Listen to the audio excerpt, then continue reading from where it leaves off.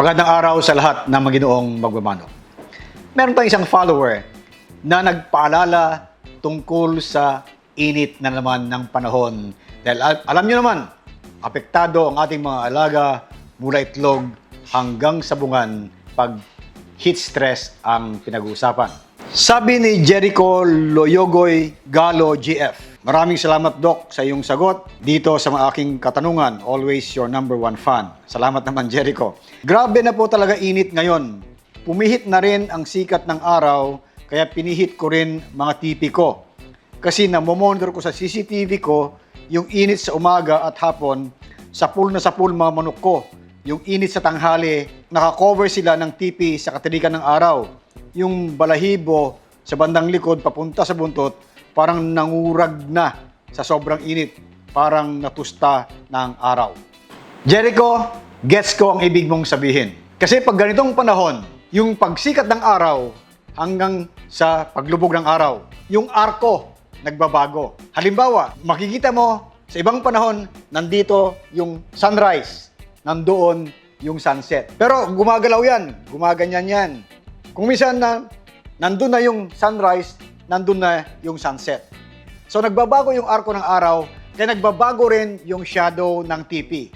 Tama ka. May mga panahon na kailangan mag-adjust ng TP or kung minsan laparan mo yung TP mo para hindi ka na pabago-bago. Or kunin mo yung average na shadow ng TP para hindi nakalabas yung katawan ng manok. Tama ka.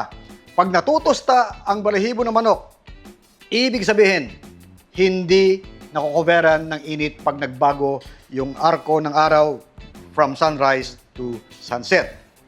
Ang masama niyan, pag direct sunlight ang tumatama sa manok, kung minsan kahit yung bandang buntot lang ang naaarawan, pwedeng ma-heat stroke ang manok mo. Kaya sa lahat ng ating maginong magmamanok, tama yung sinasabi ni Jericho, bantayan nyo yung shadow ng tipi nyo dahil kung minsan, hindi natatakpan ng manok at maging dahilan yan ng heat stroke. Pansinin nyo rin, ang mga tipi na yan, alas 4 hanggang alas 6 ng hapon, yan ay dapat palamig na. Pero yung mga tipi natin, lalo yung simento, lalo na yung goma, mainit sa ilalim. At yung temperatura sa loob ng katawan ng manok, hindi naman yan sumusunod sa temperatura ng araw. Halimbawa, pinakamainit, sabihin natin 10 a.m. hanggang 3 p.m. Ang katawan ng manok, mainit yan sa loob kahit 4 to 6 p.m. Yung mga nag-aalaga ng broiler, madaling ma-appreciate ito. Lalo yung hindi tunnel vent, yung conventional. Karamihan ng heat stroke, hindi nangyayari ng between 10 to 3 p.m. Nangyayari yan 4 to 6 p.m. kung kailan palamig na, kung kailan palubog na yung araw. Dahil yung internal temperature ng manok mainit. Ganon din sa ating mga game fowl. Mainit ang katawan nila kahit 4 to 6 p.m. Kaya kung sila ay nasa ilalim ng tipi, na mainit yung tipi at wala pa silang tubig, may danger ng heat stroke.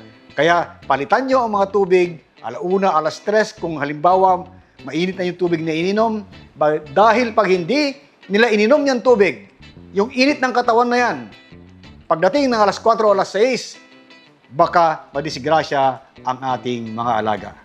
Meron tatlong katanungan na halos pare-pareho tungkol sa buni. Halimbawa si Oliver Jerez, sabi niya, meron pa bang gamot sa buni ng manok bukod sa Ziromite? Salamat po. Sabi naman ni Mr. Hilario 14, Doc Hill, magandang araw po. Tanong ko lang po, bakit madalas magkaroon ng buni sa ulo ng manok? Nakakahawa ba talaga yon? Okay, Oliver at Mr. Hilario. Sabi ni Oliver, meron bang gamot maliban sa Ziromite? Of course, yung Ziromite nakakatulong. Pero pag malala ang buni, ang usual na ginagamit ay yung tinatawag natin ng mga ringworm ointment. Tama ka, Mr. Hilario, ito ay nakakahawa dahil ito ay fungus. Ito ay pamilya ng mga amag na nakakahawa. So, ang gamot dyan, karaniwan, yung mga ringworm ointment na yan, ang laman ay sulfur. Kaya, merong mga sulfur ointment na ginagamit. Ipinapahid yan doon sa ulo ng manok kung saan tinatamaan ng buni. Ngayon, napakaraming antifungal ointments na nasa market.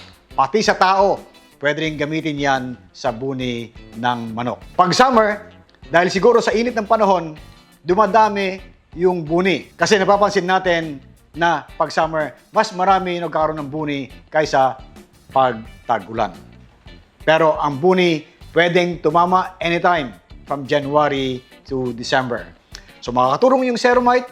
Pag yan ay malala, then gumamit ng mga ringworm ointments kahit anong brand pa yan, ubra.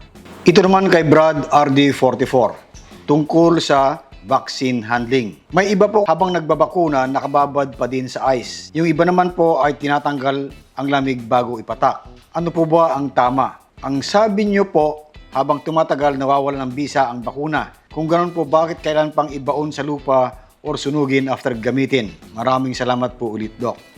Brad, ganito. Ang sinasabi mo ay pinapatak.